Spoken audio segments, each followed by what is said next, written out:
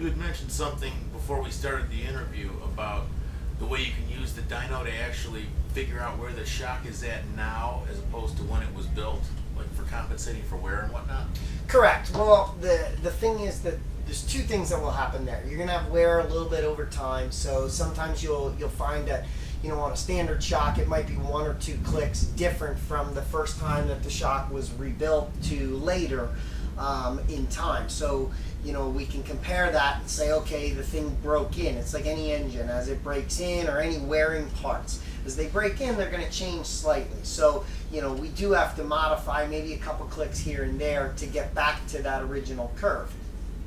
So that the dyno allows us to look at it and say, yes, if this is a curve that we ran last year and we got on the podium with, we want to duplicate that curve to start with for the beginning of the weekend. And so, yeah, shock, you know, from last year, after being rebuilt, different pistons, different tolerances in the piston bands, you know, different wear, things like that might take into account, and it allows us to go and say, okay, hey, we needed to be 2 clicks stiffer or softer one way or the other to get back to this curve. Shim tolerances, you know, will change everything just slightly enough that the dyno allows us to get that. The other thing with the dyno is, if we do have a problem or an issue with the shock, if the shock is fading or there's an issue, a rider complains about something, we can actually dyno it, get it to that temperature that they're seeing on the racetrack, and then look at it and say, yes, it is actually fading. That's cool. So on lap 2, the shock feels really good, but on lap 10, the shock does not feel good. We can actually simulate that and run the temperature of lap 2 and then run the temperature of lap 10. And then come back and say, yes, this thing lost 20 pounds of force in this area, and this is the problem. And we can replace the shims and go through, service the shock, put it back together, and then the shock's going to work better. So that's the benefit of having the dyno and that tool to research it and say, all right, we can fix any rider's problems. You know, to be honest, we had that situation this weekend. We actually Eric spent about 3-4 hours just going through and trying to figure out a problem that we had for one rider. And, you know, obviously it worked. That's brilliant, high tech. So, and then the third and final tuning tool that we have is the negative spring bearing and different springs. I don't have a lot of them right now because we have a lot of them out with teams and stuff like that. But basically what we have is a bearing that the spring fits inside of, and then we have different rates and different heights. And what that allows us to do is tune how much that negative spring will control the shock on rebound, as well as any extension. And the different heights and the different spring rates will allow us to tune what we're looking for from that standpoint. So we're not only just tuning with a mainspring, but we're tuning with a negative spring, the piston, the shims, and the jets. But all of that combination put together correctly gets you hopefully some wins and gets you, you know, a product that the rider can go out and have good grip at the beginning of the race to stay with the leaders. And then our goal is at the end, with 2 or 3 laps to go, hopefully guys like Martin Gardinas, Jake Lewis, Corey West can pull away and separate themselves from the rest of the pack and end up going on for the win. Clearly there's a lot more to this than the bolt at the top and the bolt at the bottom, huh? Yes. Yeah, there's definitely a lot more to it, to running at the highest level. The thing that is great about Penske is that all of this is available for anybody. Track day rider, an amateur racer, an expert racer at the track level, we have this available. We have some very good suspension tuners around the country that we've trained, that have come out to Penske, have worked on all of this stuff, worked on the dyno, and we've shown them how to tune this stuff. So the benefits go across the country. And the benefits for the customers, even at a track day, it gives them the ability to call up and talk to myself or Eric, who are actually here working with the top pro guys, and you have complete access to that. I know you've called me on a regular basis to talk about shocks and stuff, so you know you're talking to the same people that are working with these guys. Definitely, that's an exceptional asset. Now, if someone's interested in having a Penske shock and getting hooked up with a Penske 2 and are in their area, how would they go about getting that information? Best way is to go on our website and contact me either by email or phone.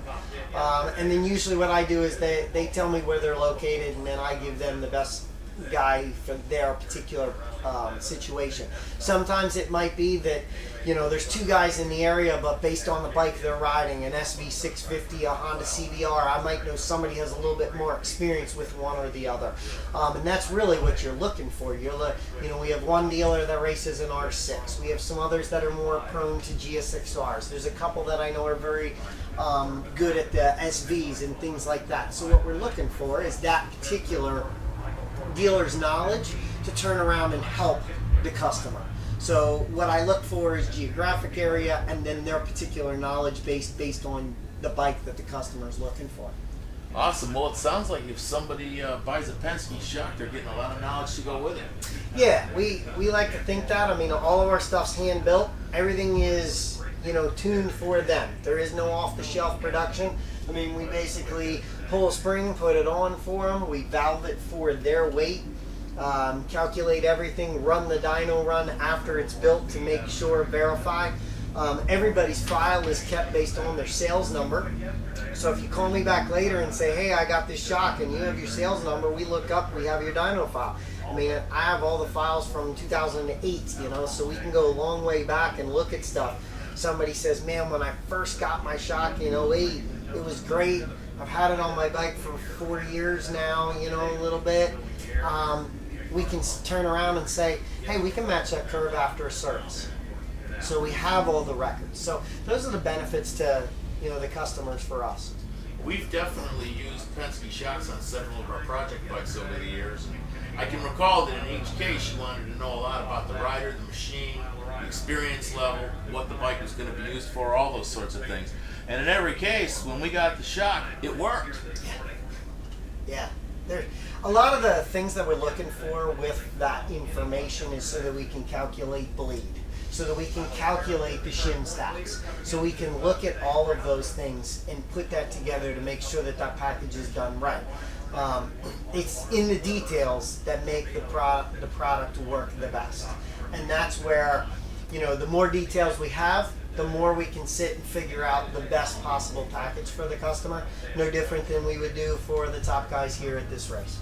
I remember a rather humorous conversation you and I had a few years ago about people letting their ego fill out the form for them and then wondering why the shock didn't work when they got it. Yeah, we have that situation a lot. I mean, we'll have where somebody will over-exaggerate.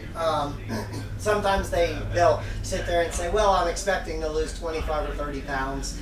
And get they a lot don't. faster. Yeah, and get a lot faster and things like that. And what ends up happening is then the shock is not set up for them because we didn't take into account all of the features that they would be looking for. And yeah, it's, you know, as important as what tires they're using, all those things go into account, you know, where they're racing, what tracks, because based on temperature, track temperature, everything makes a difference. The 300-pound intermediate rider who calls up and says, I want Cardenas' valving, damn it! Well, yeah, you know, unfortunately, sometimes that doesn't work. I will tell you that with a lot of the AMA kits that we do for the track day guys, you know, the bleed might be slightly different than we're doing with Cardenas, but by the same token, it's easily tunable. So if they do get to where they think they'd like a little bit more, we can. But we have found that, you know, at the higher, the faster you're putting, the more G-force, the more everything, you know, the more we need to tune that thing a little bit differently. But the beauty is that you're getting the same package and you have the ability to tune it as infinitely as they do, which that's more the benefit, is the ability to tune that infinitely without spending more money later down the road. Well, you've certainly given us some excellent information today, Mike. We appreciate it. No problem. Thank you.